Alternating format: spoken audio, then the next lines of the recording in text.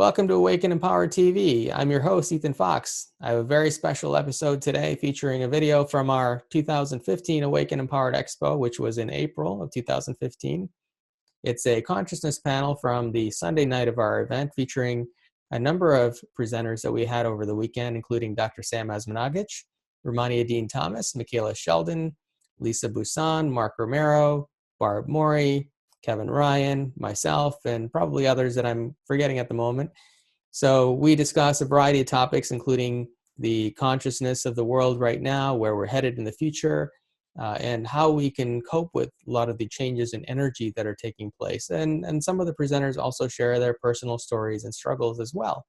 So there's some really amazing discussions that take place. And I want to mention also, we have our next Awake and Empowered Expo coming up on March 18th, 19th, and 20th of 2016. It'll be at the Westin Book Cadillac in downtown Detroit, Michigan. The Westin is a beautifully restored historic hotel in the heart of downtown Detroit. And our event will be there for all 3 days. We'll have a number of presenters, including Laura Eisenhower, Dr. Dream, James Gilliland, of course, Micheila Sheldan will be there again, Marina Jacobi, and a variety of others that we're going to announce as we get closer and closer to the event. So we have 3 amazing days of lectures and workshops and experiential activities, as well as exhibitors who will be there. So please do join us for this incredible event, and we'll look forward to seeing you there. This panel will give you an idea of some of the presenters and types of topics we address at our events, and we'll be releasing other videos as we go forward in the months ahead as well. So enjoy the video.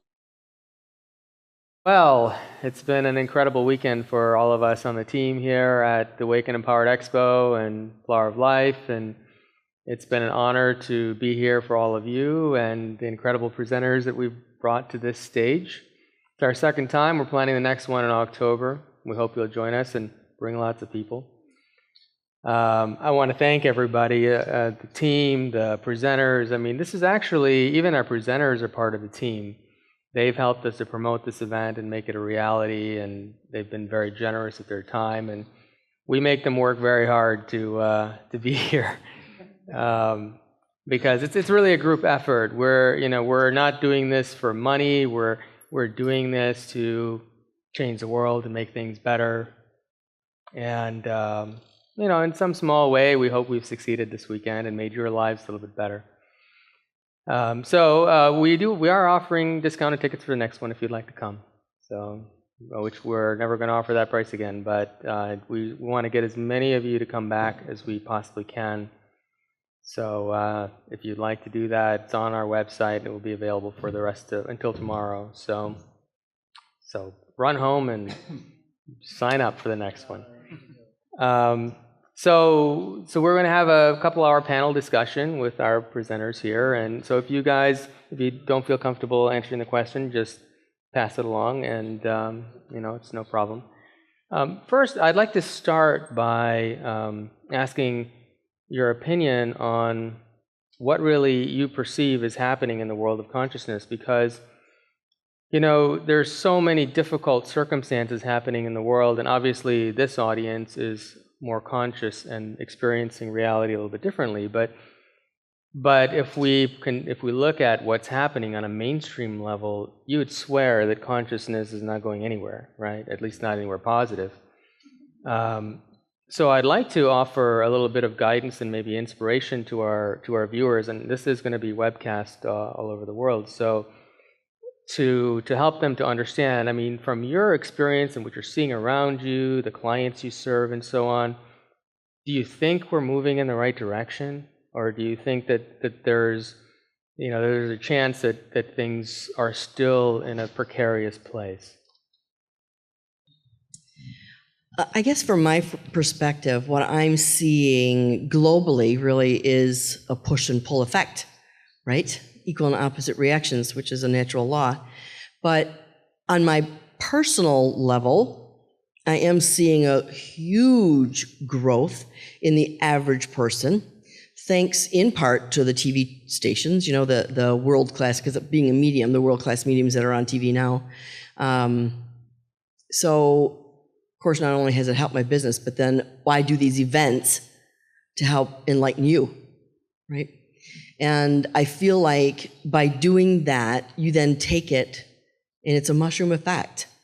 So to know and experience your own growth, and to actually, it's a measurable growth, which I just love.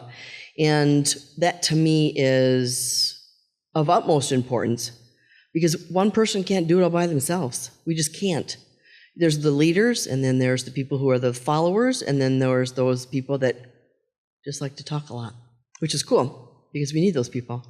Yeah, so personally, in my own, that's probably how it goes, but the globally, right, one person, you know, like teach the world to fish, right?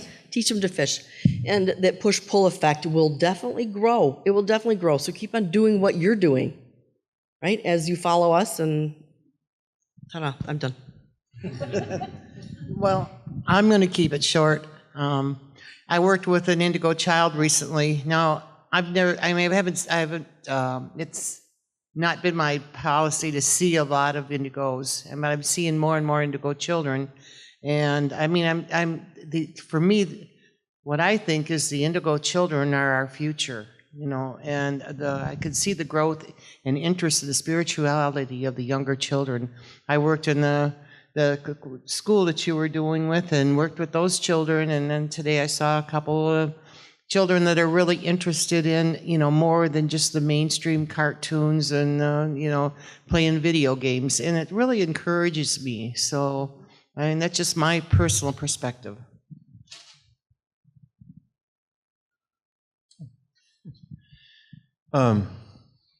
Thanks to Ethann, by the way. Thank you. And all of the people here did all this great work to make this happen. Yeah, let's make it happen again next year. It'll be a good one. This year. This year? October, Okay. yeah. Okay. We're going to do biannual, or no, what's it called?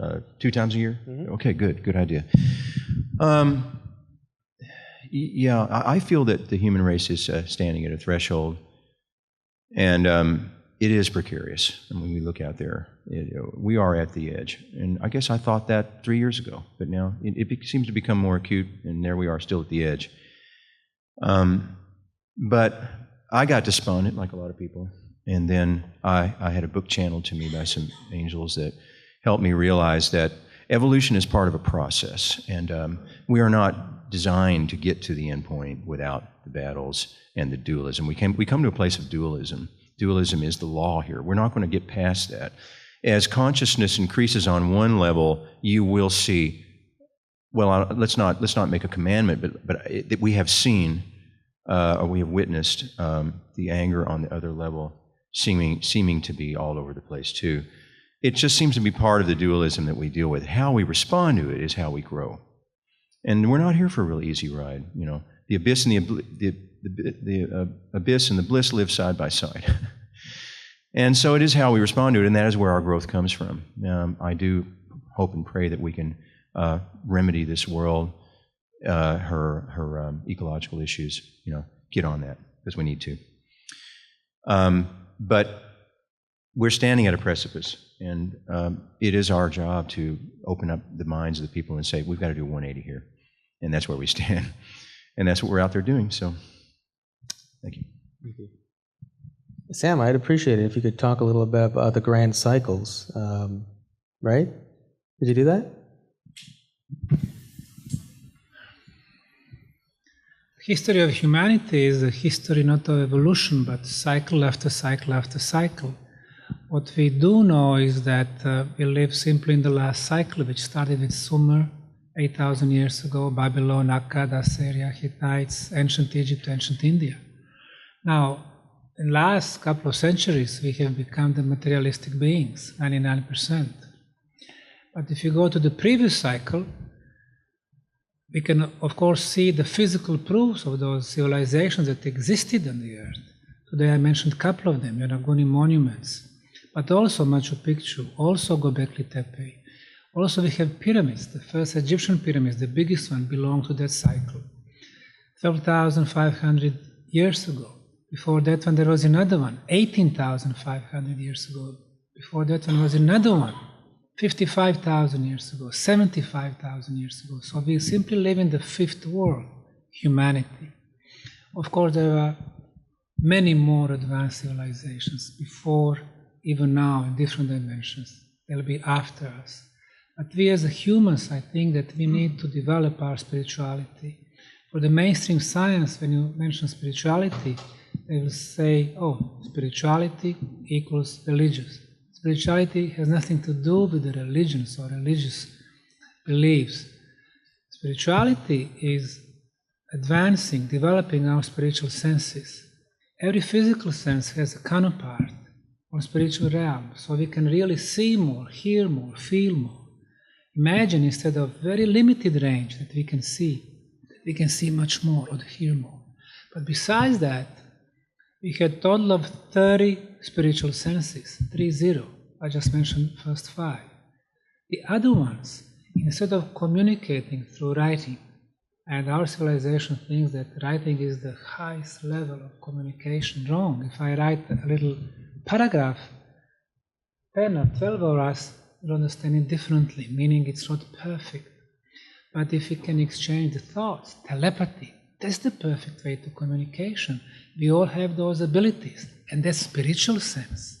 If we can move through space and time, teleportation, we developed another spiritual sense. If we can see the aura, in another spiritual sense. If we can see something is missing in aura, we can fix it. Healing aspect, in another spiritual sense.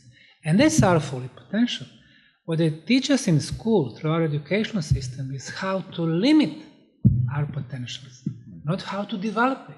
And this is where we have a problem with society today. So I cannot be optimistic because I can see that the manipulation and control society, they simply continue.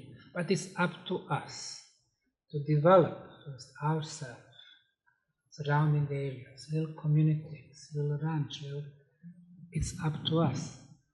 Our destiny is in our hands. If we are to wait others to do that, they'll never do that because elites are there, because we exist as a majority, as a public, as we listen, we give them our rights. So the future of humanity, if something does not happen real quick, we've been going in the wrong direction for so long. And it seems that we've been given more and more opportunities in the last 20 years. Otherwise, if we follow the big prophets, this humanity should exist a long time ago, probably at the end of the last century. We've been giving another chance, and it seems that more powerful forces are there for us. Because it's, like he said, always power, dark and light, and it seems that some of those who support us, they've been giving us, they've been extending us some of those opportunities. So I already talked for 2.5 hours, I don't want to take any more of your time, but maybe next presentation I can include more of those elements. But I think that we need to work on that. Spirituality is very important. Somebody asked me today, okay, how did you develop those spiritual side, or not just scientific, but spiritual and healing and energy? In my case, gradually, you read, you go, you talk, you're getting all this important information, you see, and you make your own selection. Today, with the internet, the blessing is to have YouTube. Until 15, 20 years ago, if you are talking against the mainstream, they would literally kill you. You talk about ETs, people from the system, from security forces, let's say from the common bases in Arizona, ETs and dark government.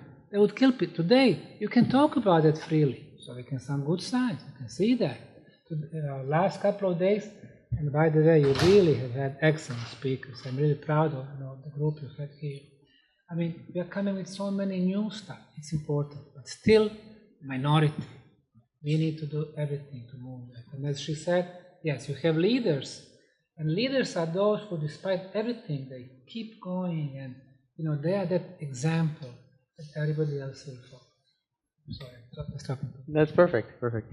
I want to talk a little about cycles, so I asked Sam to speak about that because he studies the longer term cycles. So from an astrology standpoint, we're in a period of time where the planet Uranus and Pluto have been at 90 degrees in the Earth's sky for a number of years now, and Pluto is in the sign of Capricorn. Capricorn is a sign where the establishment gains more power and control, and they put more limitations on the people, which is what we've experienced in the last several years, where we've had more restrictions and more restrictions placed on us. More recently, even on our education system with the Common Core education system and quite a few other things, which I'm sure all of you are aware of. So Pluto has been in Capricorn for a number of years. It will stay in Capricorn until I think 2022, at which point it goes into Aquarius. And at the same time, Uranus has been in the sign of Aries, and both planets have been at 90 degrees to each other, which from an astrology standpoint is a square. And a square is a high pressure influence where there are two influences fighting against each other for dominance. And so we have Uranus in Aries, which is really representative of the people who are rebelling, and Pluto in Capricorn, which is representative of the establishment, which is attempting to maintain control and putting more restrictions on the people. So this is what we've seen these last several years. More and more restrictions from the establishment and more people fighting back. Alternative media is one of the fastest growing forms of, it's the fastest growing form of media nowadays, where mainstream media is really, they're struggling very hard to hold on to control. So that tells you a lot about the mindset of people and how the momentum is growing more in the direction of a more positive future. So I did a talk yesterday, and somebody asked about the age of Aquarius and when that actually came into being. Well, these cycles come gradually. And when Uranus went into Aquarius a number of years ago, was another step forward. When Pluto goes into Aquarius, it's really going to usher in that age in a much bigger way. Pluto in Aquarius is really representative of the people coming into power. So Aquarius represents freedom. So here we are in a time when it's in Capricorn, which is a time of suppression. Pluto is a sign of freedom. So we're going to really see from 2022 to roughly to 2045-ish, a huge movement toward a freer society with a lot of these things that we've been speaking about at this expo are going to push their way to the mainstream consciousness. We wouldn't even exist if this time didn't exist. But we're a little early. We're pioneers in this movement, right? But we are headed in the right direction, and I'm absolutely certain that we're headed in the right direction. And in the next couple of decades, we're going to see free energy available to everybody. We're going to see the whole idea that cancer is incurable is not going to exist. People are going to be living longer, healthier, happier, doing things that are meaningful and that are passionate for them. I'm completely confident of that. And then 2040s and beyond, we're going to see another resurgence of consciousness. So more of a period of growth in consciousness and enlightenment, even beyond where we are now. So purely from an astrology standpoint, I can confirm that. And just, we spend as an organization our time researching and studying and finding out about all the people who are doing amazing things in the world. And I can tell you that there are amazing things going on in the world. But it's all an undercurrent beneath the surface of the mainstream. But it is going to make its way out. So I'm very encouraged by that and encouraged by the work of all of these incredible individuals that I get to sit next to up here. So I think we're headed in the right direction. Thank you. Yes, I'd like to thank you guys for having me, and it's been an awesome experience. And I think everyone that joined my presentation got an amazing show, and some people participated in moving energy outside, which was quite thrilling. It always makes me excited, even though I do it, to see other people start to tap into their true potential is quite amazing. But I would totally agree with Sam and Ethan as far as what's happening. I mean, everything is a reflection of self.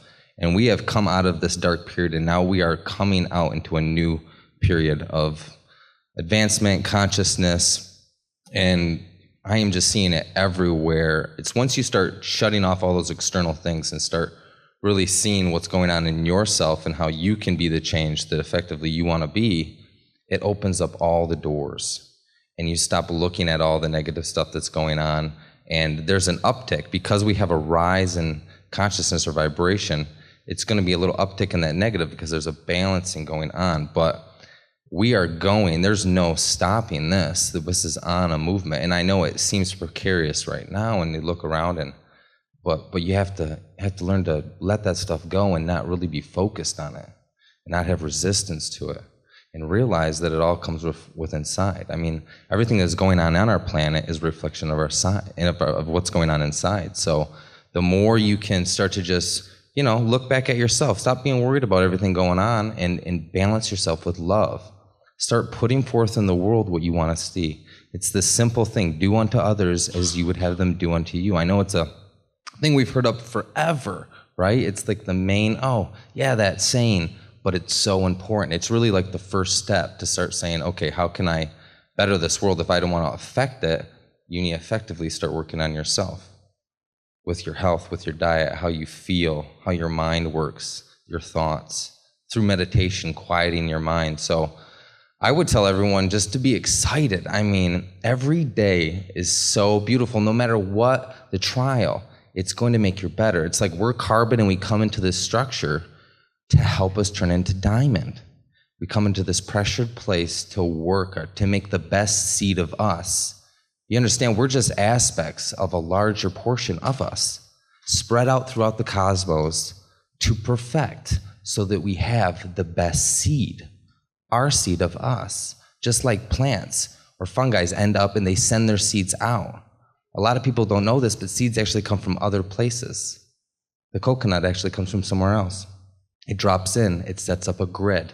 That grid communicates through the cosmos. This is information that is not known, but it's how it works. So it's beautiful. Enjoy your life. No matter what comes at you, look at everything as an experience, something that you can grow. And your life will be beautiful. I like that. Anyway, thank you very much for having us. And Ricky and I are the people that work with the Ormus outside there. And a lot of the things that we've seen over the last 8 years that we've been working with it is very positive moves forward in consciousness in many different aspects. I probably spend 6 to 7 hours a day on the phone when we're not doing shows and so on. And virtually every call is people that have found us through our webpage or whatever. And there are people that are waking up all over the world. We talk to people all over the world. We've got customers everywhere from Africa to Europe to Russia. And people are seeking out this information. Ormus is part of it. And it's nice to see things moving forward because every day, all these telephone calls that we've been doing for years now, we're meeting people that are absolutely waking up. They're seeking, they're looking for more, and it's all because of the internet, because now people can, it's the tool of the people, and we need to look after it, and we need to use it. We've got the greatest library in the history of the planet right at our fingertips, and we need to use this, and we need to encourage people to use this, and it is the new great equalizer. So, anyway, and it's a really positive thing. Thank you.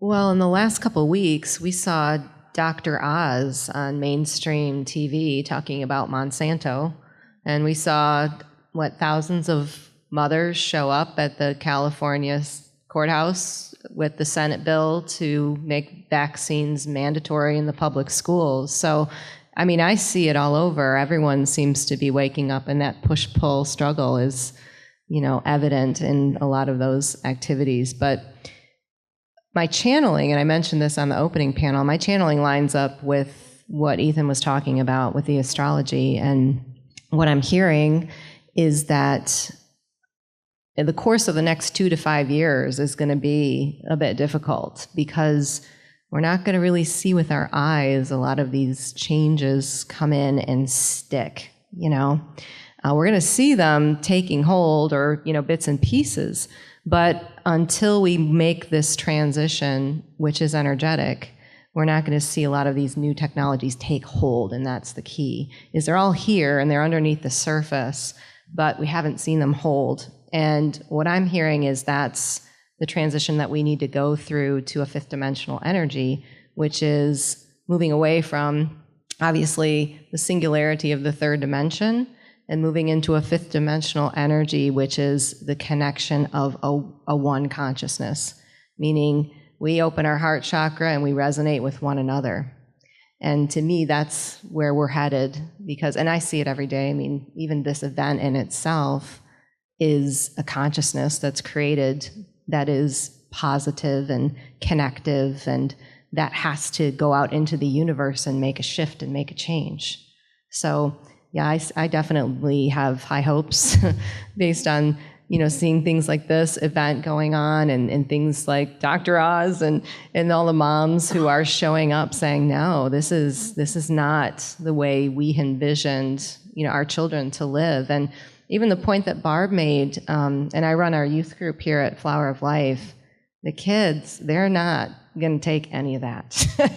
I mean, they're so beyond those concepts. I mean, it just doesn't seem like they fit into that reality. And in my own daughter in the public school, my kids go to public school, they come home and they're starting to push, they're starting to say, why are they teaching this to me when we know this is not true? So I see the kids are starting to put more pressure on the parents even, and pushing back a little bit to say, why are these institutions teaching these things?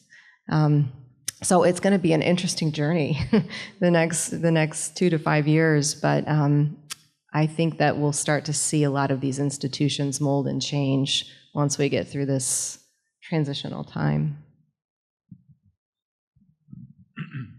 I'm just glad to be part of the band. Absolutely. So, I think there's a lot of change. There's a lot of things that are moving and growing. But, it's funny because I remember back before December, 2012, there was the big thing. Oh my gosh, we're going to wake up the next day. The world's going to be different and change, and transform. There's going to be flowers growing through concrete and stuff like that. And we woke up the next day and we realized, wow, there's more work that needs to be done. And, I just want to reiterate this, that the catalyst for the transformation is right here in the room. It's each and every one of you who are being committed to your growth, your evolution, to letting go of what's no longer serving you, and to step into a grander version of who and what you are.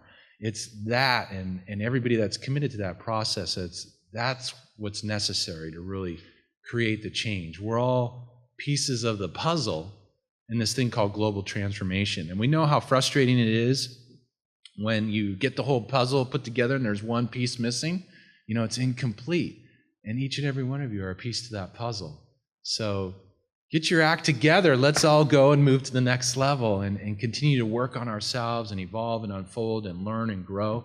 And I'm holding the space that we're going to really create a wonderful transformation that's going to take place on this planet and beyond. So I think the growth in consciousness cannot be stopped. I mean, it's a snowball effect. It only takes a small number of light workers to, wake up and affect other people. I even see it, within the past month, within like my own personal life, people that I thought never would ask for energy healings are asking me, well, you think you could heal my leg, you sure it'll work? And I'm like, oh yeah, it'll work. And then I do it and they're totally amazed. They're blown away. Wow, maybe there's something really to this stuff, And they're not really, ready to accept it all yet, but it's a start, So we got to start somewhere. And I think, where we're going is going to be beautiful. I think and Micheila made mention of this. Keep it down there for now. Micheila made mention of this the next 4 years or 5 years. She's channeled numerous times that we're going through this period of struggle. And as an astrologer, I can confirm that I see something very similar as well. So I think, and I hear from people all over the world who are really struggling and not sure how to cope with this period of intense energy and transition through it with as much peace and balance and happiness as they possibly can. I'd like to know from all of you any techniques or ideas or suggestions you can offer to the audience that they can use to bring a little bit more peace or joy and happiness into their life and maybe create more balance while they're transitioning through this period of change.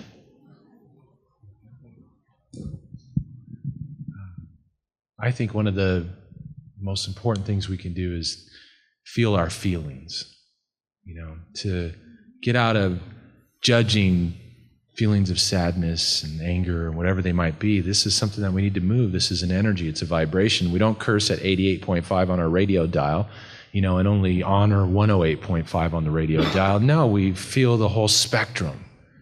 And I think one of the biggest pieces is for us to move that energy out of us through the breath. And I love to use breath, and obviously I love to do music and stuff to that effect, but I just think letting go of that and moving that energy out. And it's amazing what can open up for you. I've seen people have amazing transformations and healings in their life by simply letting go of what we've been told for years and years that we should suppress, should not feel, turn on the TV, have some Fruit Loops, don't deal with it. No, you gotta feel the full spectrum.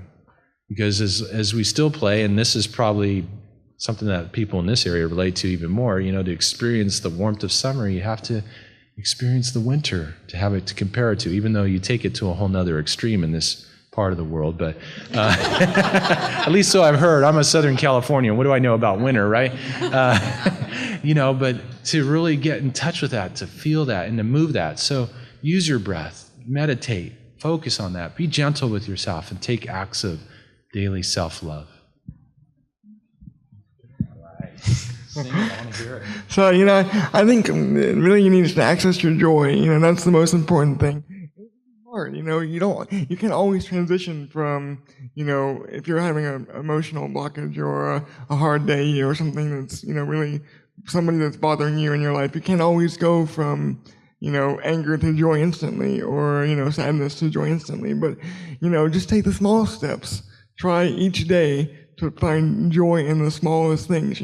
Go outside, be with nature, be with, everything that is, just be with nature, be with everything. And, once you really unlock that, it's beautiful, and you'll start to, a new perspective on life, basically.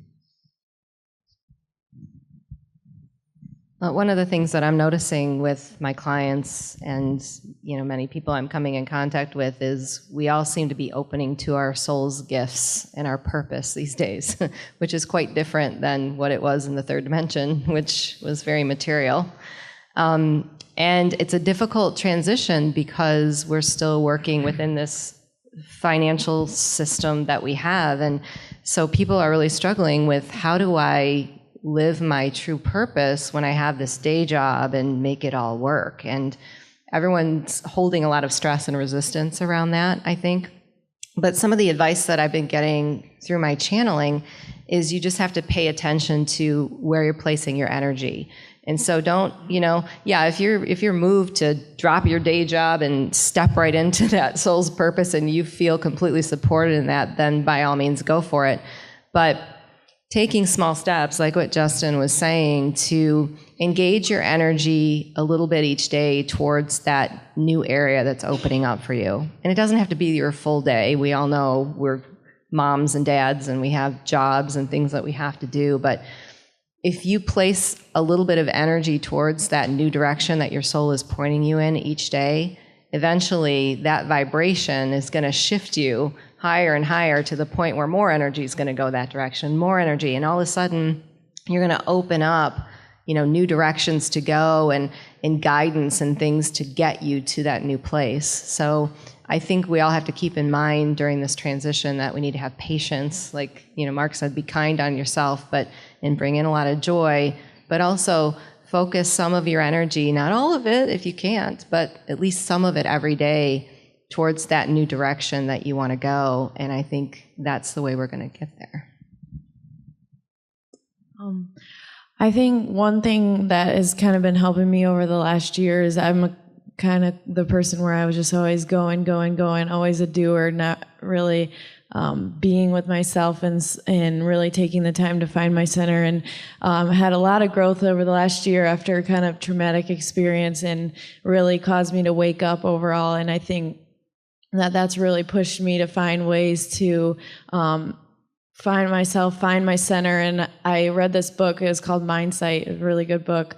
I think it's by Dr. Daniel Siegel, but he talks about a metaphor where you're in the water and you're looking up at the top and you see all the waves and everything, all the storms, and it's all brushing. That's like the feelings that we have, you know, and feelings are just feelings. You're down there at the bottom and you're not moving, looking up, and you can still have your center, be strong, be firm, and just see them as passing, you know, and you don't have to be swept away by them. And I think that's one thing, is just finding that center, and you can really do that through meditating and breathing. And that was something I never, ever, ever did before, but it's really been life-changing. And I think, you know, that's one piece of advice, is just those feelings are passing and you have your center and you can control, you know, what you do with them and how they affect you. Thanks. A couple of little things that I might be able to offer to help people. Ricky and I have one rule that we follow in all our research and our day-to-day life and so on, and that is simply that spirit makes it simple and man makes it complicated. And regardless of what interchange you're working with, whoever, whatever the situation is, that rule is ultimately dependable. You can always drop back to that, and if you get into something that's getting a little bit beyond you, just stop, back up a little bit. There's a right way, and it's the simple way.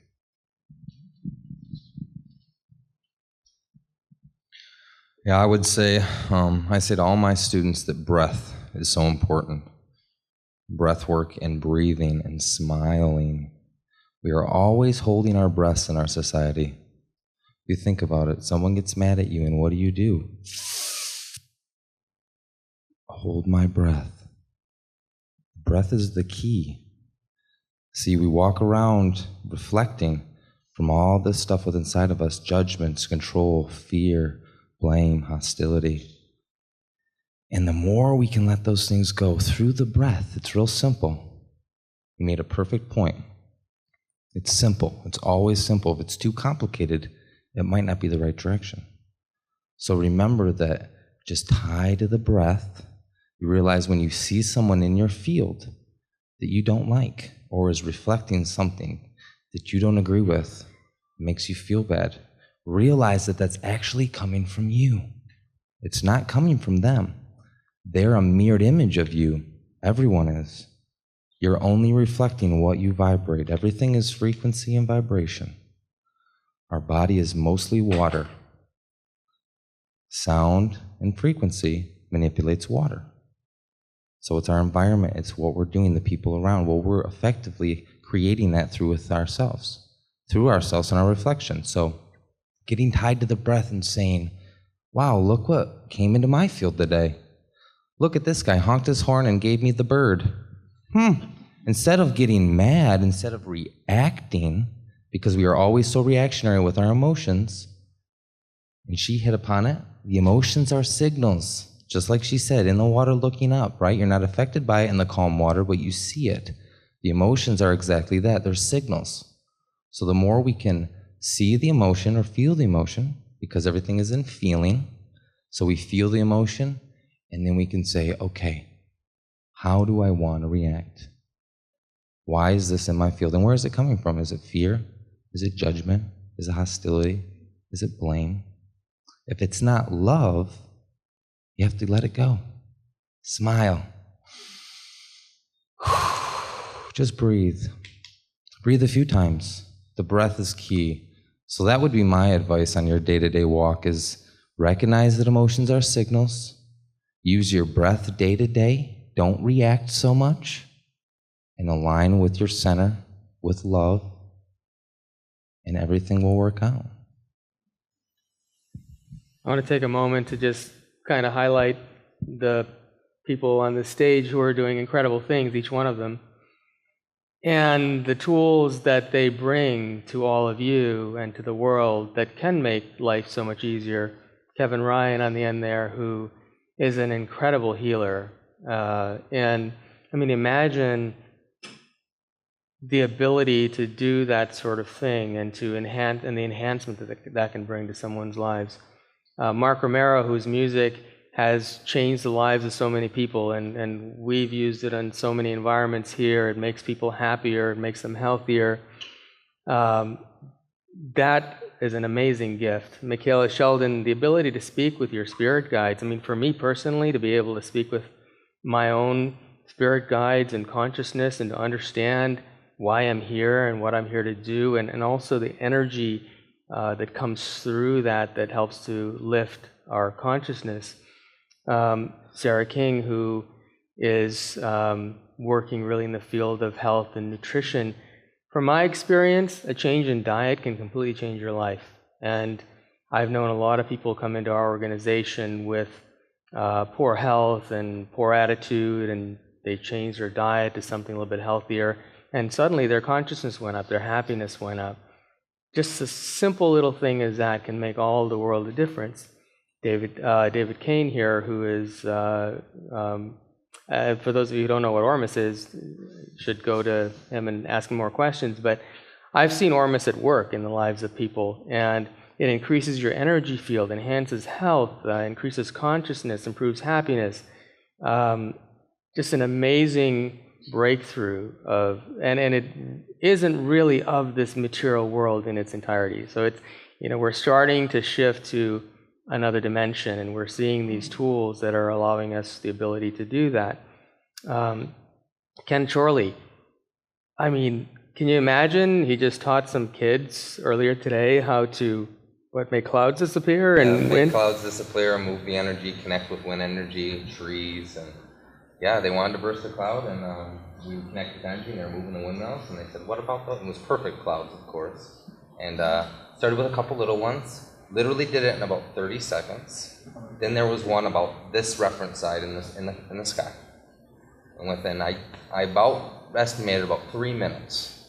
I've never seen that done. I've never seen someone disappear that large of a cloud that fast. So that just shows you the young ones, they've already got it.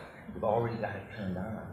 I'm 34 years old, and I had an experience that kind of turned me on to all this. And first thing I did was disappear a cloud. And but these kids, they've already got it. I had to work through my life to get to where I'm at now. But these kids, they've already got it turned on. So it's coming. I mean, and this whole act of limitations in school and people getting trapped. We teach no limitations. There is no limit. No limit. Unlimited potential. Unlimited potential. That's what it is. I was so engrossed in your talk, I totally forgot to give you the mic. But yeah, I mean, how amazing is that? I mean, did that even exist 10 years ago? Somebody like Ken teaching kids something like that in just an hour's time? That's pretty amazing. And imagine what kind of opportunity that's bringing to our future and to our children and so on. Rehmannia Dean Thomas, I've known Dean for quite a few years, and I mean, the whole field of Chinese herbalism and blending that with raw food lifestyle and Chinese herbs such as reishi, which enhance consciousness and happiness and well-being, an excellent tool to move through this time period and to live it in a more fulfilling, happy way. And Sam, if you attended his lecture and the research that he's done in the pyramids and how it's healed different illnesses and absolutely amazing. People who go there are completely changed. I mean, that's pretty incredible that we have tools available to us in our physical world that we can use to live a better life. And they're here now for all of you. You don't have to go all the way to Bosnia, but it's there if you want to. Actually, after hearing his talk, several members of our team have decided they're going to make a field trip to Bosnia now. Barb, who can see the human aura, I mean, what a great opportunity all of you have. I mean, if you've ever heard of Edgar Cayce, the ability to be able to see the human aura to the degree that she can, and what she can, the information she can glean from that, and her healing ability with crystals and so on that comes along with that. And if you've heard her presentation and some of the past things she's had, I mean, incredible gift. And Lisa, I mean, to be able to speak to your relatives and family and friends who have passed on and to gain wisdom and knowledge from them when you're going through a difficult time, that's just an amazing gift. So, I mean, these are just ordinary people doing extraordinary things, just like all of you out there, ordinary people who are all capable of doing extraordinary things. Some of you are, and maybe some of you haven't quite found your way yet, but it's all in you, right? I think it's an amazing time, and the tools are all right here and right within you as well. Continuing on with the question you asked earlier. Yes, please. Well, you know, we all have allies. There are allies out there to help us. I remember when I first heard that, you know, we only use 10% of our minds in this right now in this consciousness, and I immediately thought, well, the other 90% is at work somewhere doing something, right? And that's where our allies are.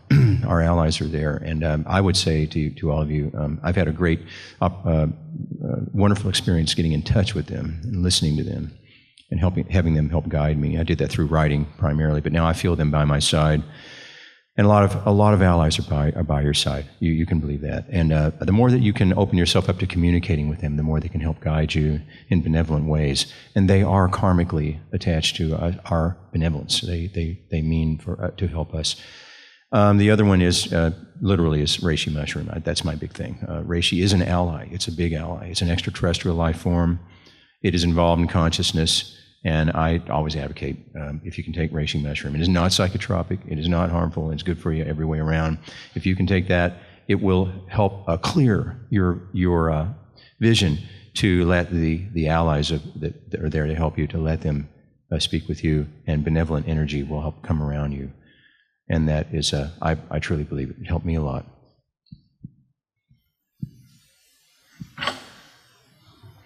December 2012, I was at a conference in Arkansas, 5 of us keynote speakers, 2 best-selling authors, one from UK, one from US. They were at the stand, they were talking about love. And then in the real life, there are people with the big egos. If somebody sells more book than them, I mean, they got all red and upset, they don't want to talk to you. Then you realize they do not go by what they say at the stage. They got the problem with the ego. That's the first thing we need to remove. We need to become humble again.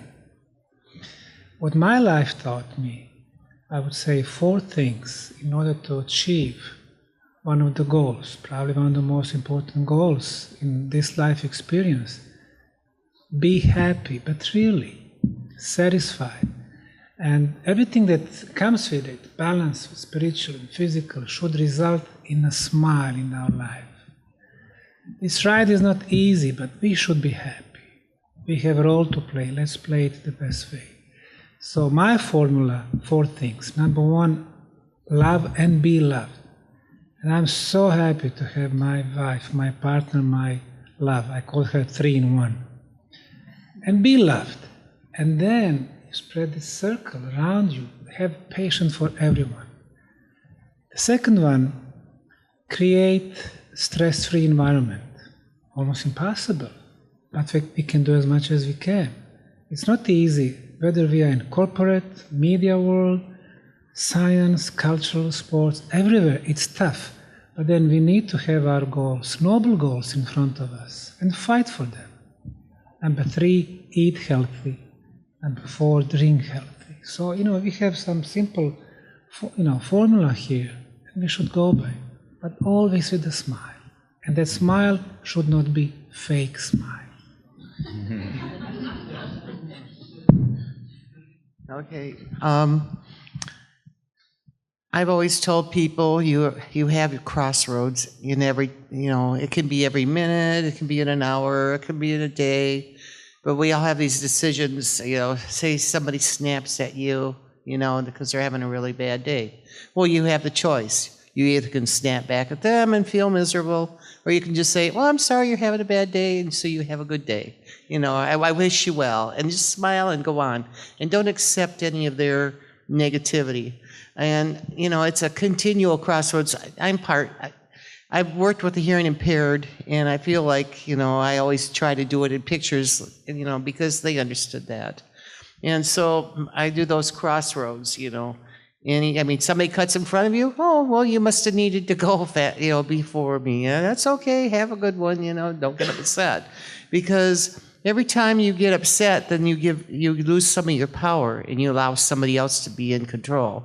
And who wants somebody to make them the little puppet, and they're laughing and you're miserable? You don't want to be miserable.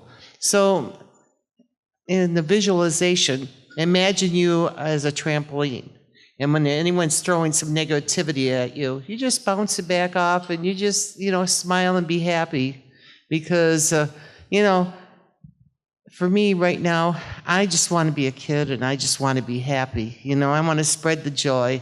And I try to smile and greet everyone, and I treat everyone the way I'd like them to treat me. I don't expect them to treat me that way. But I know that what I'm doing, is helping me. And after all, it starts with each one of us. If you're happy and you spread it around, and maybe you change somebody. I've watched people change when they've come up to me. I used to work at the post office, and I had one guy, he picked up the phone and he was cussing at me and everything, and I just hung up, He called back and he started cussing again. I hung up. And the third time he picked up and he said, "Please don't hang up." And I said, "Well, please don't cuss at me." So then he told me what his problem was. I said, "Oh, that is so easy to fix." He says, "I've been trying to get this fixed for over a month." I said, "Give me 5 minutes." So I went over and I took care of his problem, and I told him, "It's all taken care of. Your mail will be given to you tomorrow. And matter of fact, if you need to have your mail, I'll meet you at the gas station and I'll bring your mail. Just show me your ID." And I did that for him. I did things like that. So, and then he was so grateful. And that was just one little tiny incident, but I just treat others the way you'd like to be treated. That's much like what I was going to talk about, too. We're on the same wavelength, girlfriend. Maybe about 10 years ago, there was a movie about paying it forward. And, it was great for about a year, and then people kind of, it petered off, and people stopped doing that. And it really is a simple lifestyle that you treat others as you'd like to be treated. Take care of your fellow man. It really is simple, because what you're giving out will come back to you, right? And you just did it, by taking care of that man and doing it humbly. It was fantastic. That was perfect reaction, right? And every action will have an equal and opposite reaction. Like hanging up the phone on someone. Oops. But that's the case. It is absolutely the case. You can always have the opposite, right? So push and pull and karma. You have to realize that, it will come back.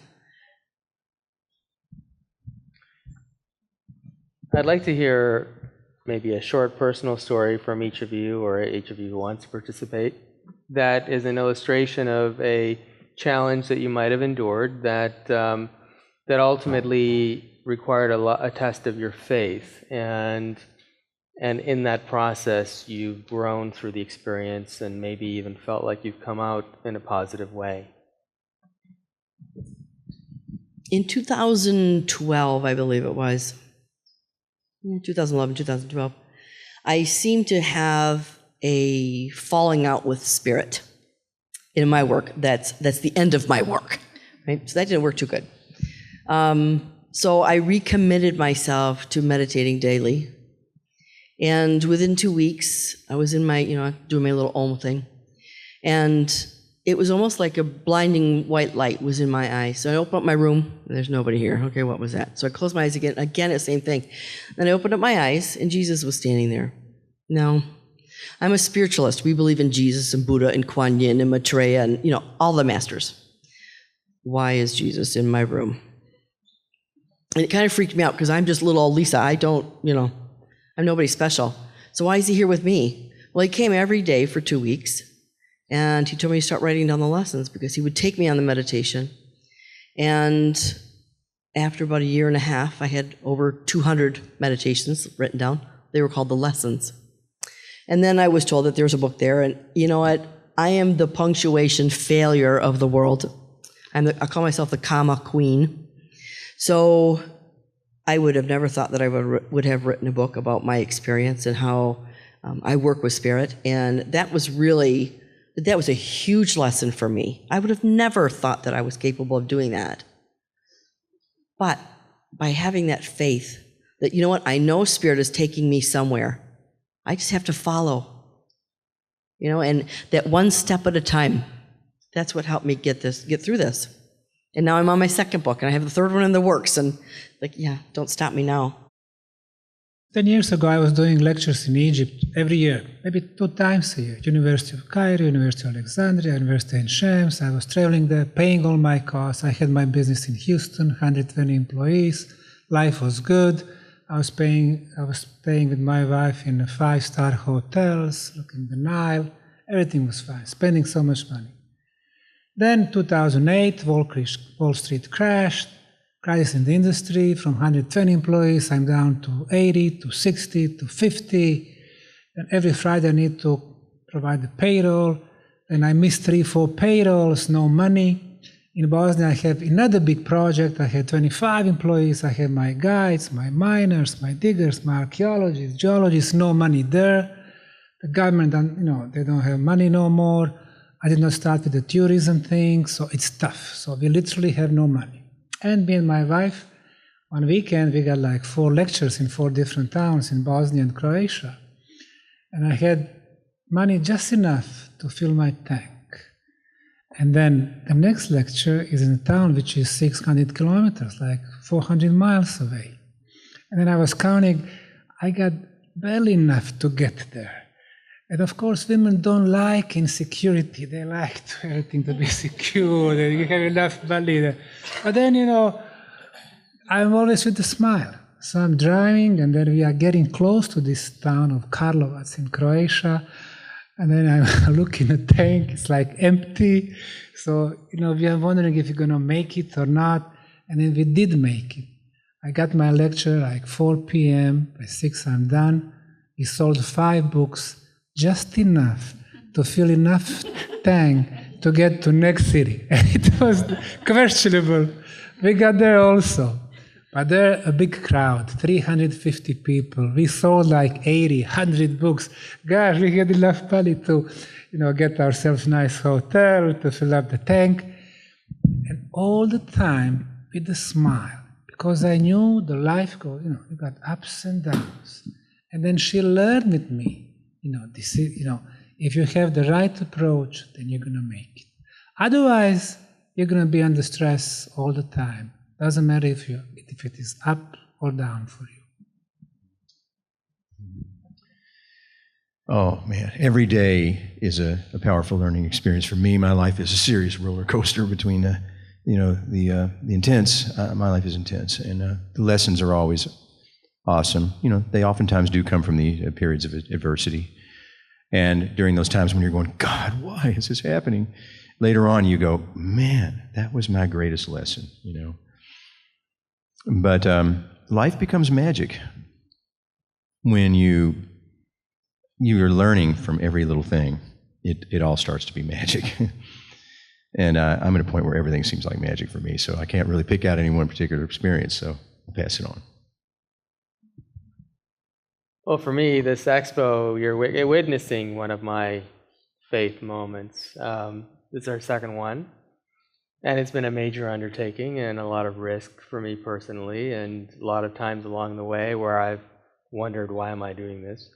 But something in me compels me forward to do it anyway. I don't really have a chance to think about it. But many times during this weekend, I've wondered that, how many of these are we going to have to do before it really picks up momentum and I feel like I'm really making a difference.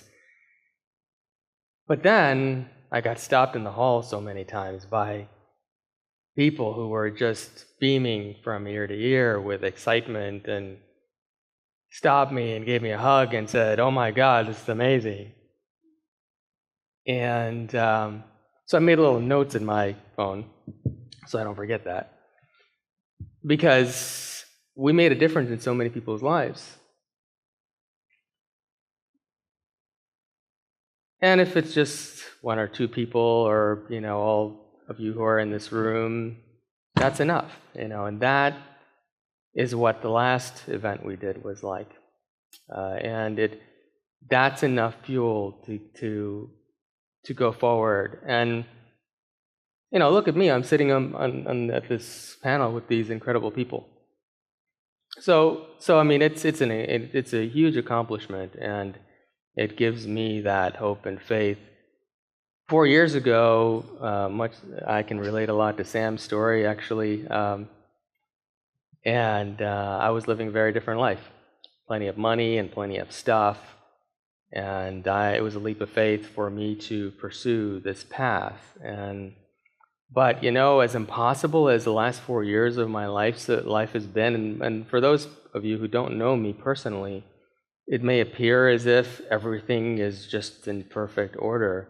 But it has been a very difficult journey to make all of this stuff happen. And I'm surrounded by the most amazing team of people who volunteer their time to just show up and make these things happen. Everything just falls into place. I don't even know why. People just do the right things, and the most incredibly gifted people show up on my team, just willing to do whatever, just to be a part of this. None of this would have been possible without all of those things lining up. And it certainly wasn't my doing, so there is some universal force or consciousness that is supporting that. And so for me, that helps me to keep going forward. Well, I've had some experiences, but I think the thing that's really affected me most recently, I would say, is last summer, is in trusting. And even Sam, he gave the perfect example, almost the same thing as I'm going to say, is it's trusting. And especially when you're trying to go into what you want to do. And I went on the road and went out west this summer with one of my good friends, Carrie Ellis. She had wrote a book, and I was teaching energy, and so we teamed up and went around, and we literally would go from place to place and only be a few people, but it's that impact of those few people. And it's the fact that we kept stepping forward and being positive, say, okay, it was only, instead of getting discouraged, we didn't sell so many books or the people, but it's all about the step. It's like trusting in the universe to take the next step, not having and just saying, okay, we're going to walk the next step and then watch it unfold and watch it unfold. And it's, I think, what I really needed, because a little bit of my background, I was a business owner. I owned a painting company and was successful and had all the things, and I got to a point in my life about 5 years ago where I was just, this isn't really what I want. And I'd never really taken a step like that to where, I was in sales and in business, and, I went out and did the work. But to trust is doing my gift and getting into that trust phase. And so it really opened it up that, oh my gosh, I'm taken care of. No matter what, if I'm in my authentic self, if I'm in my passion, my joy, my bliss, things just unfold. And, it's a lesson I think everyone needs to learn, is that trusting. You don't have to do it on a huge scale. And, I've kind of went through an upheaval and sold all my stuff and sold all my cars years ago and got rid of everything, which was an amazing experience. I would tell everyone to do it. I've done it about 3 times in my life, and the first 2, I just got sick of stuff and then would do it. But the last one was kind of like a purge, and it was so amazing. So getting into that point where you can trust and say, okay, I got this, but you know what? There's somebody in Denver that needs to talk to me. And I know I'm in Grand Junction, and it takes $400 to get there, but you know what? I'm going. And we're taking all the money, and we're going to go because we got somewhere to be. And we get there, and there's 4 people there, but you know what?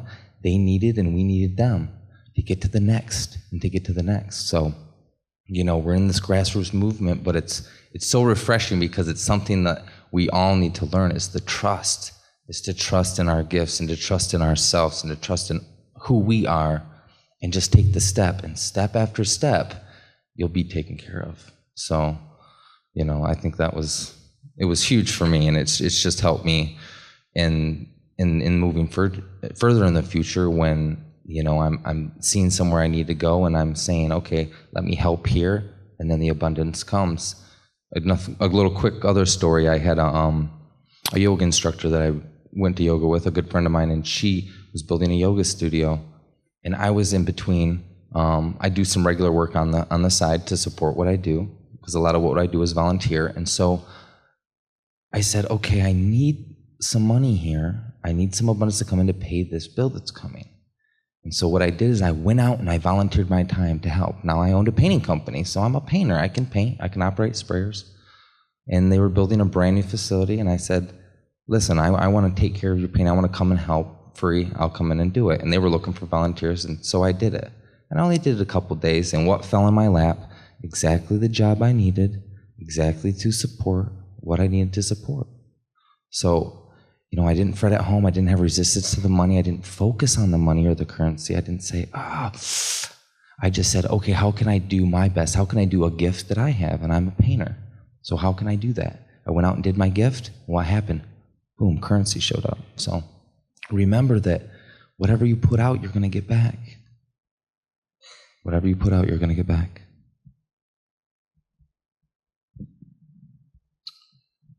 I don't want to take too long with this, but there's a very interesting story that happened to me personally. And it goes like this. About 8 years ago, Ricky and I started working with our Ormus materials. And we found really good examples with small treatments of things like cancer and stuff like that. You dab this stuff on, skin cancers fall off. And it's another one of these anomalies that people need to learn about, and that's why we do these things, to show people and teach people. But anyway, in my case, we had taught a couple living in California. We live in Ontario, Canada. And we had taught them how to make Ormus because they wanted to supply it to their village in Mexico. And we told them, Jose and his wife, about all these, good things we were seeing. So he said, well, look, send me some of this stuff right away, because we've got a lot of sick people in our village, and we've got 3 people in the village that have leukemia. So we got it packaged up, sent it down to them. They had to ship it down to Tijuana. Then there was a coconut truck that came up from their village, and it took the stuff back. So it was about 3 weeks before they finally got it to the village. But anyway, by that point, 2 of the people had died, and the 3rd guy was able to speak on a telephone if someone would hold it for him. So he was pretty badly off. But anyway, they started giving him the Ormus, and within 2 weeks he was sitting up in bed, and within 4 weeks he was eating like a horse. And now he collects, this is like 6 years on, he still collects testimonials in the village for us. Anyway, that's part of it. The other part is that when I flew down to California to get all of our stuff together, and my wife was going to come down the next week, then we were going to make the Ormus. So we had the 2 weeks to do this. Anyway, I got down to California, and I was there 2 days, and I was actually walking across the backyard to have a look at Jose's tomatoes, which he had used Ormus on.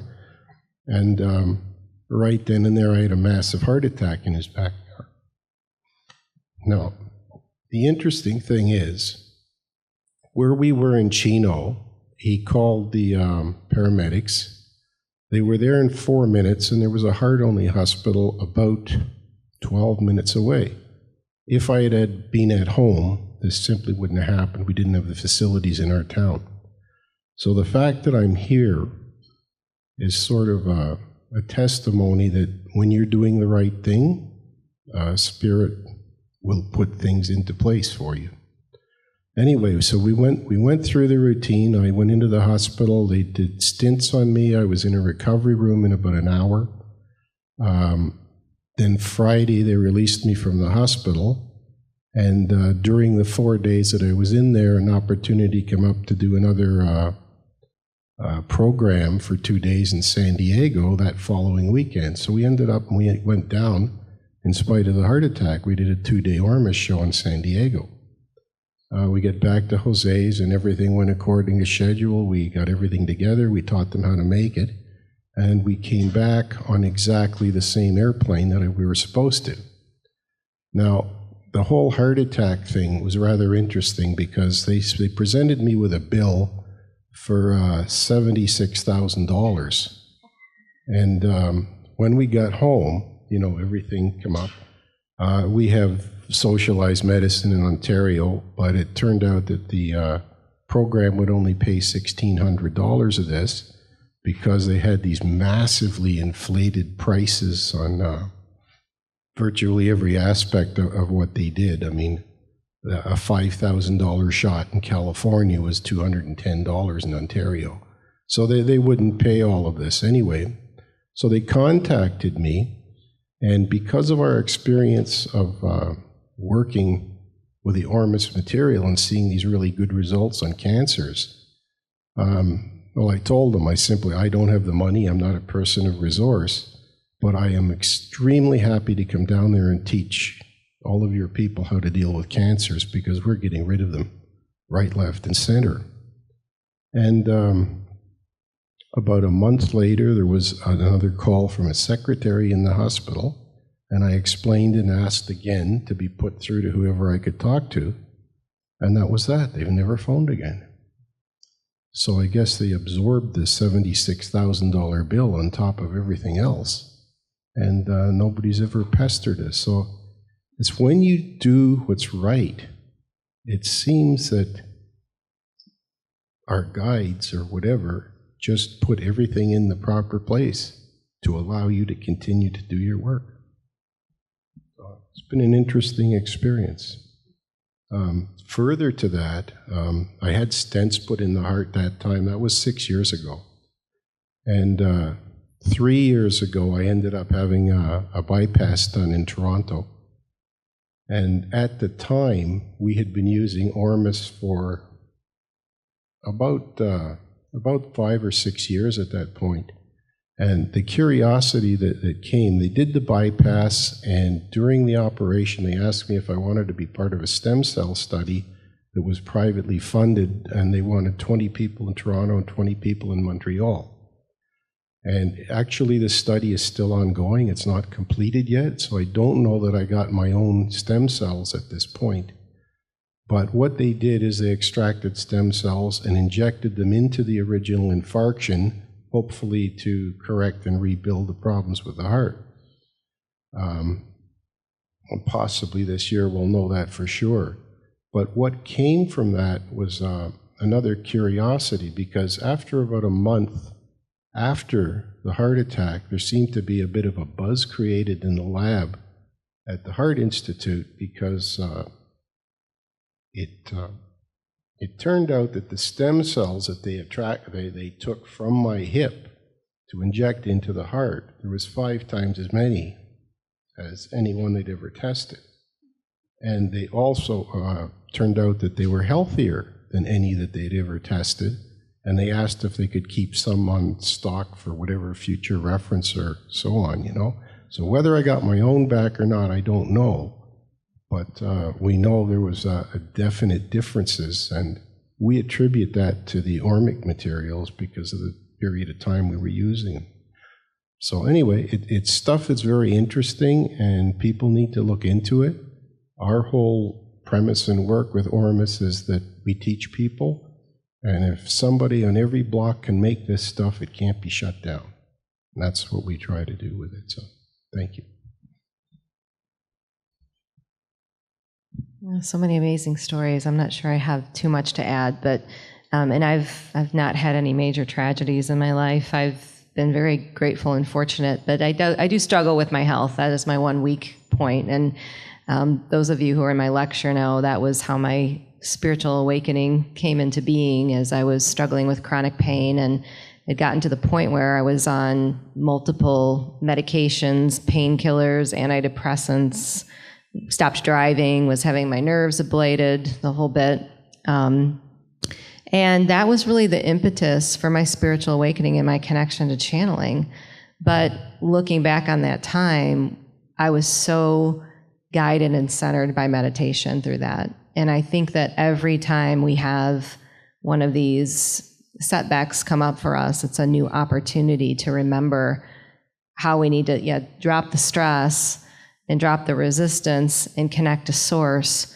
And every one of those times that I've allowed myself to do that, it's been a divinely guided or divine intervention in my life where I not only connected better to spirit afterwards, or was healthier because of it, because I made changes, or brought new people or new connections into my life because of the experience.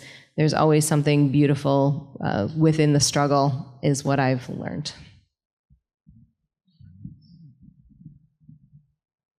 Let's see. Gosh.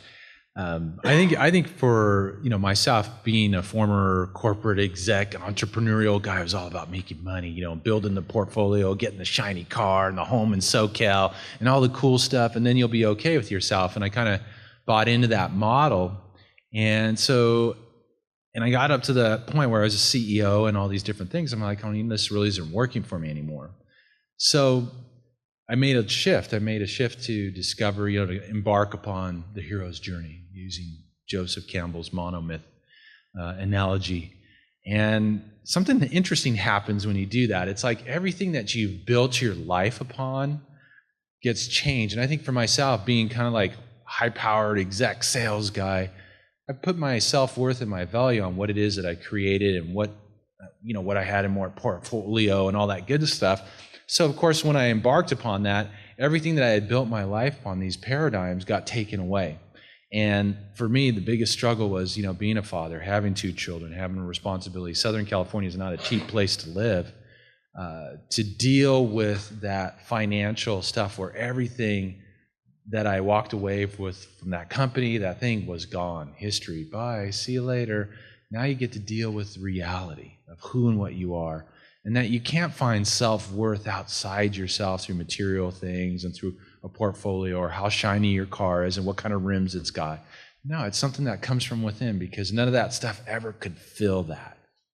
And so when I went through that point in that transition, even though being at the lowest of lows and being quite terrified, there was something that reconnected me. And really over the years, it's been get rid of all those paradigms. Oh, political paradigm, get rid of that.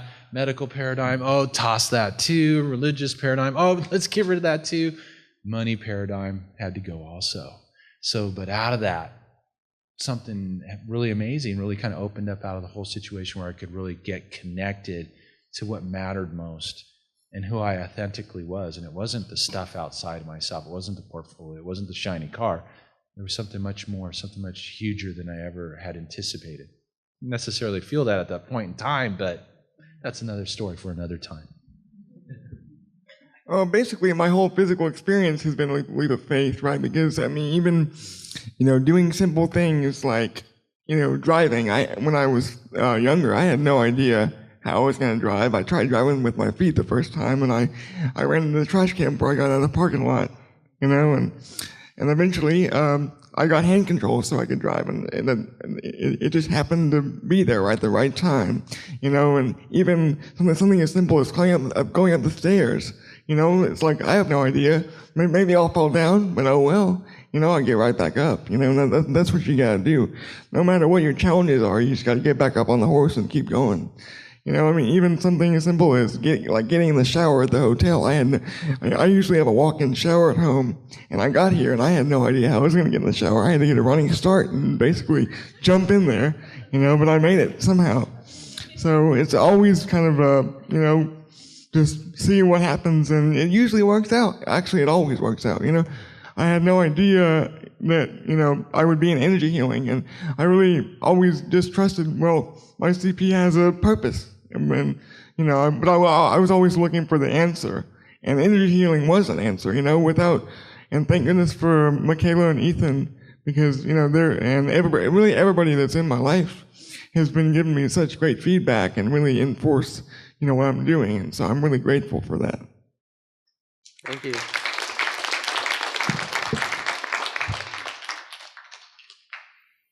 So I'd like to have each of you, if you can, share something that you're witnessing happening out in the world, or if you're an intuitive or a channel, maybe share something you've experienced from guidance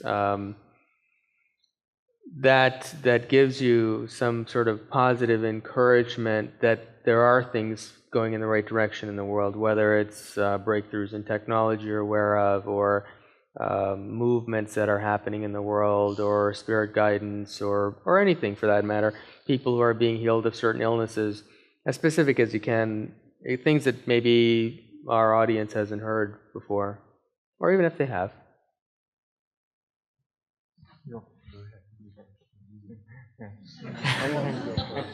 Kane wants to go first. No. He's contemplating over here. Contemplating, so you're up. All right, no pressure.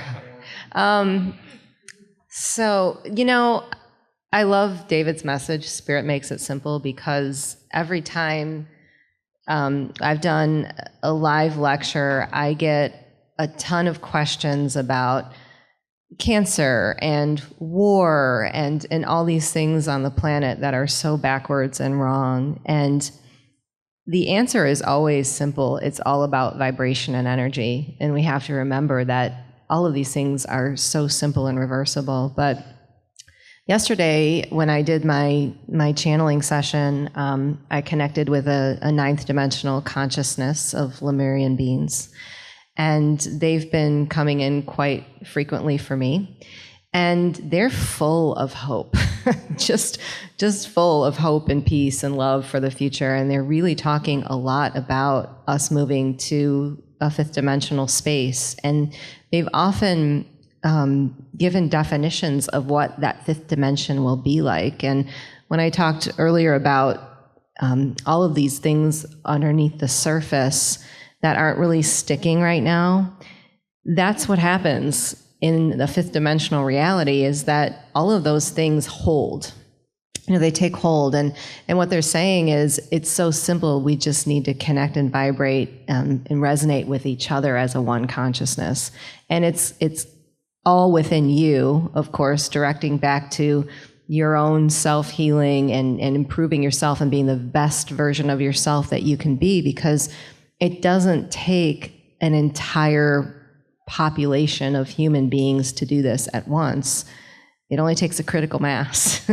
and right here in this room, as we talked about earlier, we're creating a consciousness, we're creating an energy, and that energy goes out into the vibrational field of potential. And it has to make a difference, it has to shift, it has to change. So all of these things that we're seeing on the planet right now, and they're saying we're in a fourth dimensional reality currently, which is very transitional, in which we are integrating all of this stuff, meaning, we've recognized the physical, spiritual, mental, and emotional bodies as separate, and we're beginning to integrate and merge those as one. And when we begin to do that, that's when we step into self-healing and all of these new technologies we speak of, and our institutions have to change, because energetically they cannot exist in a new vibration of the fifth dimension, because they were not set up to be equated with love, peace, and freedom. And those are the key words of what they say is coming in terms of our energy and our vibration in that new space. But I believe we're transitioning to it now, and there's so many light workers out there. I mean, if you're sitting out there right now, you're a light worker in this, and every daily interaction is the key. That is what they say. Coming from the highest place of love and the highest place of intent in every daily interaction, because when we speak of war as a consciousness, it's not just the war that's going on outside that we see in the news. It's the wars within our own family. It's the wars we have with our neighbor that are the impetus for that energy and that vibration that creates the consciousness to begin with.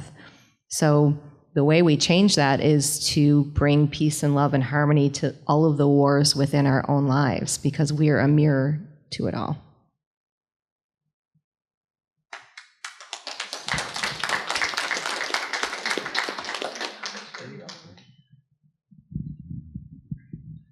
Some of the things Micheila was just saying, that's straight in front of us in our 3D world. The changes are happening now.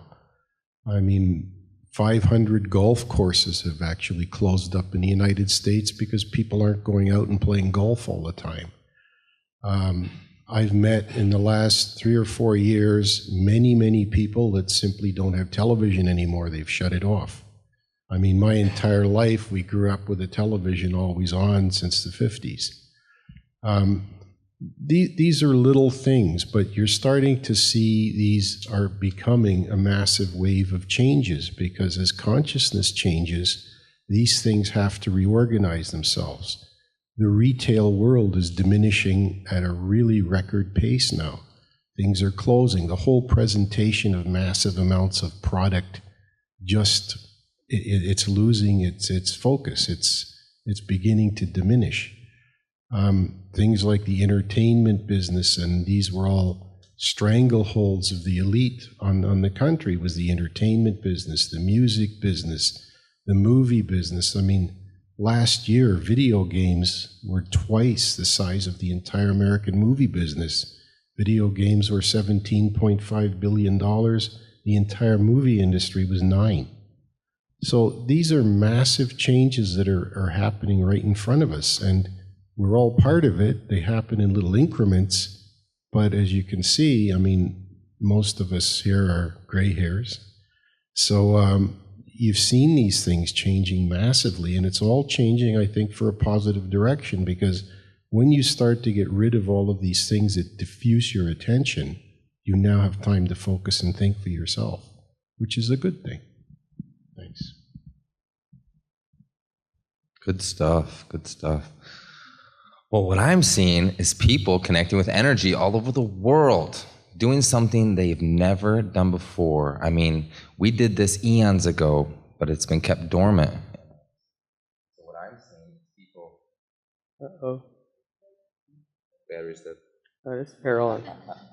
That's not a coincidence, because what I'm about to say is, you know, what we talk about or what I teach is kind of like a new thing. And so the message is very early, very in the beginning stages, but it is amazing to say that you can effectively, I mean, connect with water, connect with fire, connect with wind, connect with storm and weather currents and patterns, and effectively create the reality you want all around you tangibly.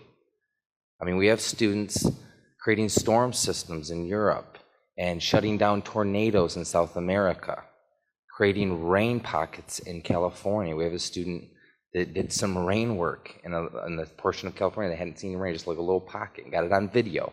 There is wild things going on here. So that's the exciting thing, is that we are seeing things that people would call fairy tale. It's not fairy tale, it's quantum physics. Thought creates reality. We are moving into the phase. We have an energy field. We can affect the energy all around us. These are amazing new concepts that people are just starting to take hold. So the fact that we have students all around the world, and we see videos of this, and the YouTube is spreading this message, it is so beautiful and so amazing. And, you know, we're in the starting phases, but seeing it grow and seeing people really say, wow, I can really change this. I'm not, you know, subject to this external world, and I just have to deal with all this stuff. And, you know, I don't want that rain or that pressure to come in that storm. And you can in fact say, no, we don't want any rain today. You can shut it off. And it's true, you can shut it off. It's totally possible. I mean, it's beyond. There's a video actually of people in South America. There was a group of them, and they were all holding their hands up with intention to remove this tornado. And you can see the tornado coming, and it lifts right up into the sky and vanishes. It's our fear that traps us. Nothing can harm you. It all comes from self anyway. So once you start releasing the fear, I mean, we have TV and movies, all these external things that tell us we can't, give us limitations, especially our school and education system. I mean, we should all pull all of our kids out of all of it. It's so false, it's so illusionary, but that's where we're in. We're in the illusion, but the changes come. We are in a new field, in a new phase. There's no going back. This information has been released. I am here before you. That means it's coming, and it's here. It's around the world. We have students everywhere, and this isn't stopping. The momentum is here, and eventually everyone will be aware of this, and everyone will be able to take on Well, Micheila said this fifth dimensional reality. I actually had some experience this summer through a point and bodywork session that I did with a group of friends of mine, where we actually came in contact with ninth dimensional Lemuria. And the information that came through was unbelievable. So it's all coming. It's all on its way, and it's way exciting. So just get out there and look at the internet. Go search. I mean, go home and type in aerokinesis. Type in hydrokinesis, pyrokinesis. See what people are doing out there. See what people are taking back their reality. Yeah. Is that what that is? Oh, sorry, you're done? No, I'm done. It's all that aerokinesis stuff happening. Spidokinesis, yeah. Well, I live in this world, so it's hard for me to narrow down even one thing that I think is especially incredible, because there's so much that's going on in the world, and I spend my life looking for those things and speaking to those people and inviting them to our expo, but there's so much. So for me, it's a very exciting time to be alive, because that's all I see. I haven't watched mainstream, well, I haven't owned a TV in 25 years, so I don't even know what's going on in the regular world. So this is the world I live in, right?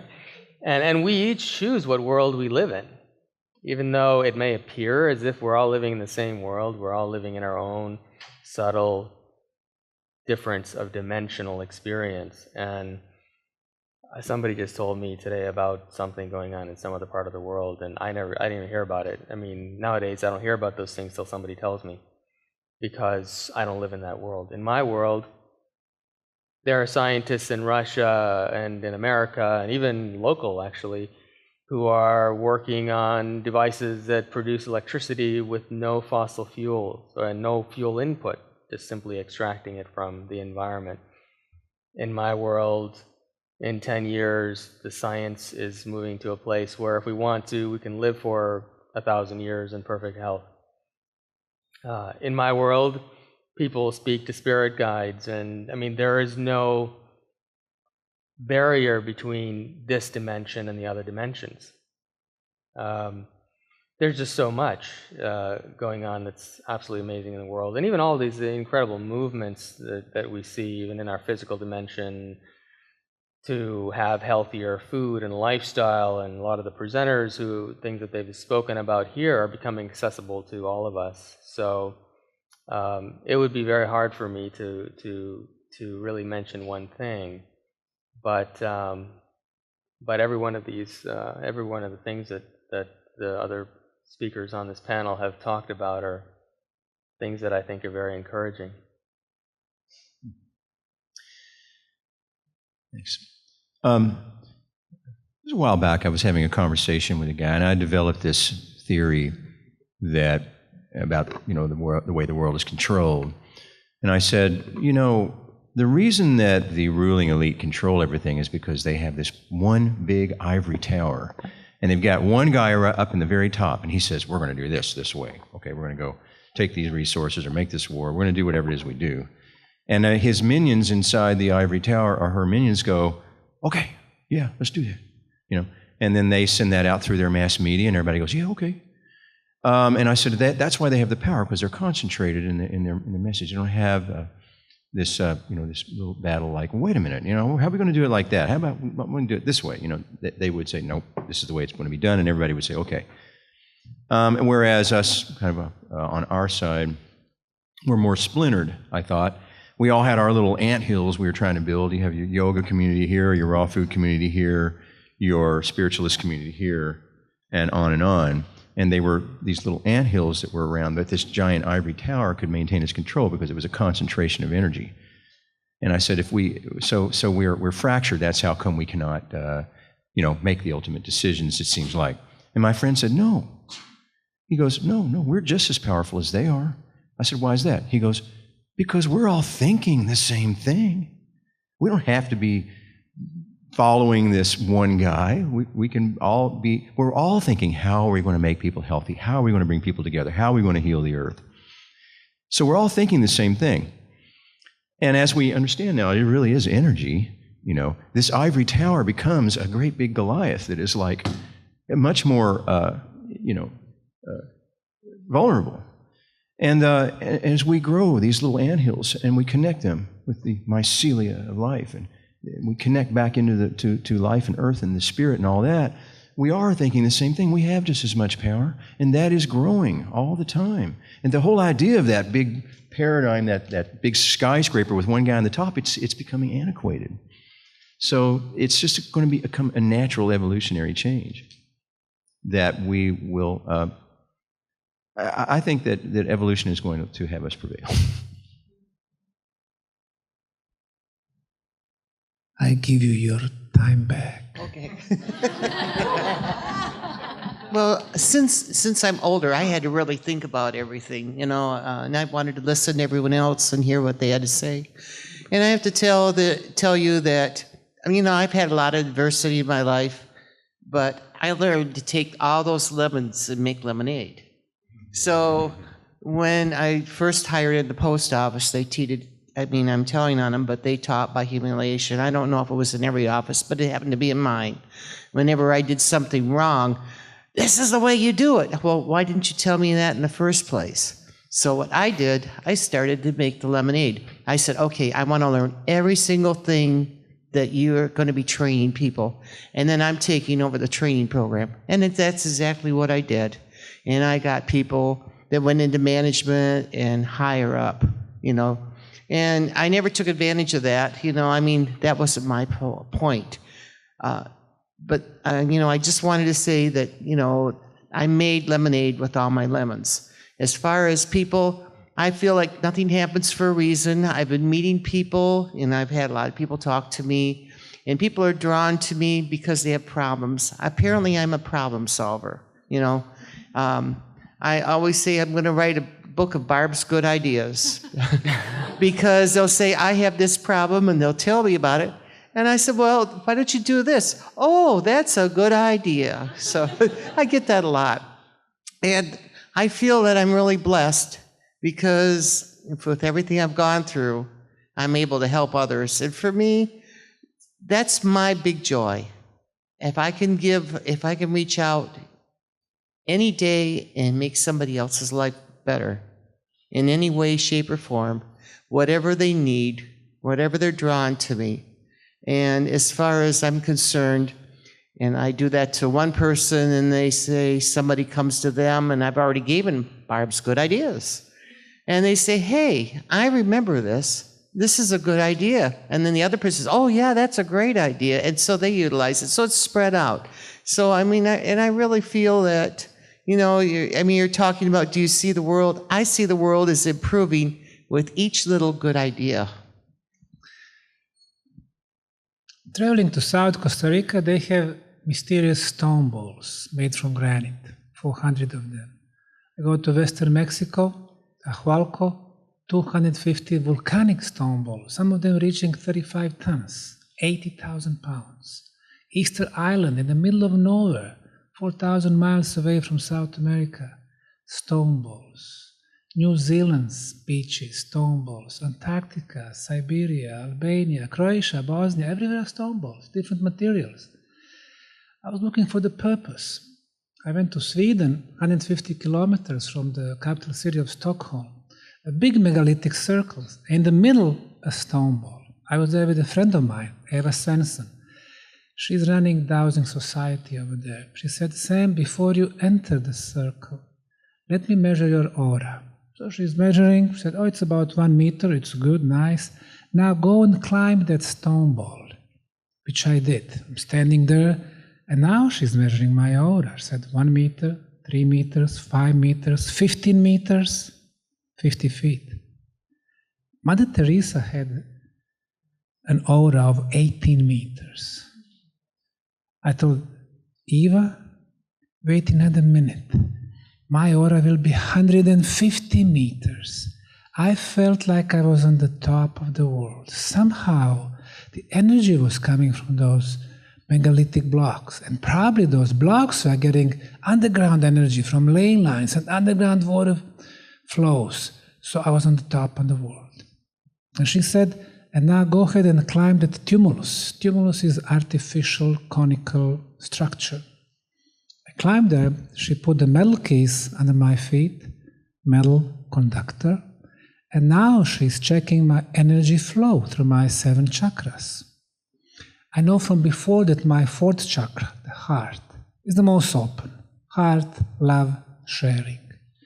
But when she came to my 7th chakra, the crown chakra, she said, it looks like all the energy is going through you, through the 7th chakra. And then I knew those megalithic sites, whether it be Stonehenge or pyramids or stone balls, they're always located above powerful energy spots. You go in there, your aura expands. You go on the tumulus, energy flow goes through your chakras. And with that, you develop spiritual senses. With spiritual senses, you're able to travel through time, to see more. These were the field schools, the schools of the past. I think one of the most encouraging things that is a sign that the world is changing for the better is that you just heard a scientist talking about chakras.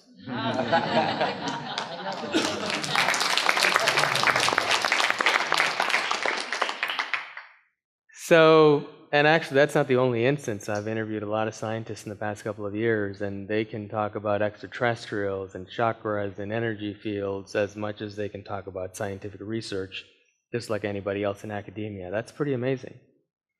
So I'd like to take a moment now to, the whole point of a consciousness panel is consciousness. So let's all join hands, as many of you as you can, and those of us on this panel. And even if you don't know what you're doing, it's okay, but let's just set the intention, and those of you who are gifted with energy or healing or in some way, focus on raising the consciousness of all of us in this space.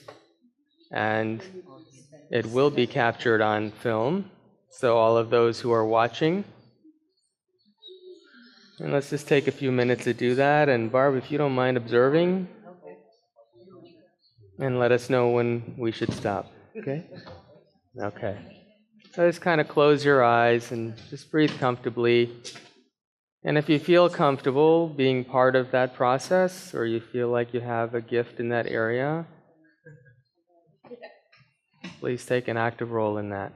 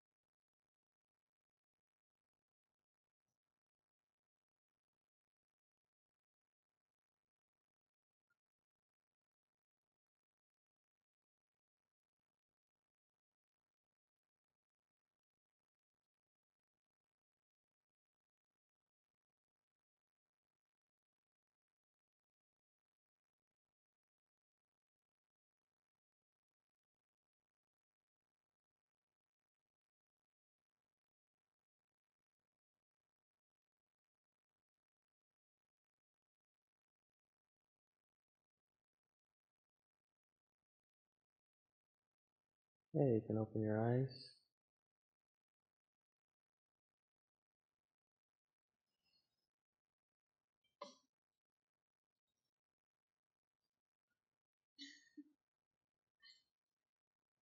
Find your way back to your seats if you can. Anything to report, Barb?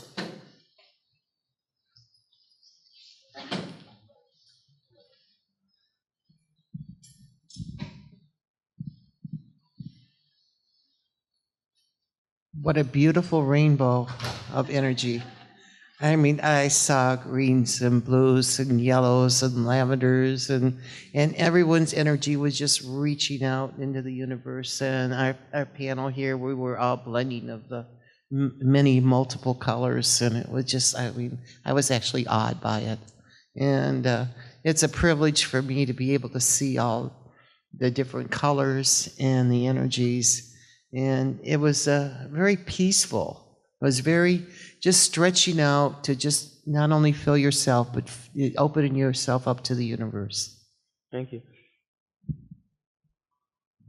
Micheila, would you close the session for us? I didn't plan any of this. I just made it up as we went along. You want me to hold the mic? Okay. Maybe. I've never held a mic. Closer mic. Okay. I'm hearing St. Thomas is present and very pleased to give a closing message. So we ask that all of you who have gathered in this vibrational space to understand that there has been a shift of consciousness that has taken place not only in this resonant area, but also as a universal oneness with all. So know that there has been not only a shift of vibration here, but an action due to that shift of vibration, meaning every magnetism in terms of a vibrational state must have an interaction as its due course. So there is change being made here, my friends, is what we wish for you to know. But we also ask you to understand that as you have come together as one through this practice, there has been an alignment of the chakra fields to one another, and that is the goal here. It is to connect in a harmonic resonance to one another as a one whole consciousness, and that is where you are headed. So we are very pleased in this time to assist in this ascension process through many of you who are accepting the assignment as ones who have come to ground in the new energies and hold this space through your connection to this living, breathing Mother Earth Gaia planetary one being. Know that you are a part of that, and as you are connected to the consciousness as a one being with another, you are also connected to her. And through that connection, there is a healing. And that is where you are headed in this process. Thank you. Any members of our core team, could you please come up here? Just kind of stand behind here.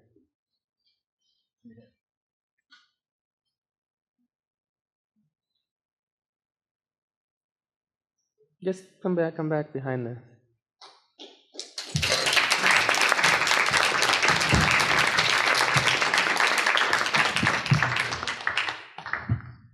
So it's been a pleasure and an honor to serve all of you this weekend.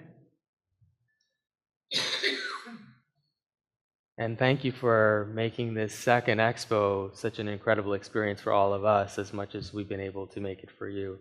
And we hope we'll see you at the next one.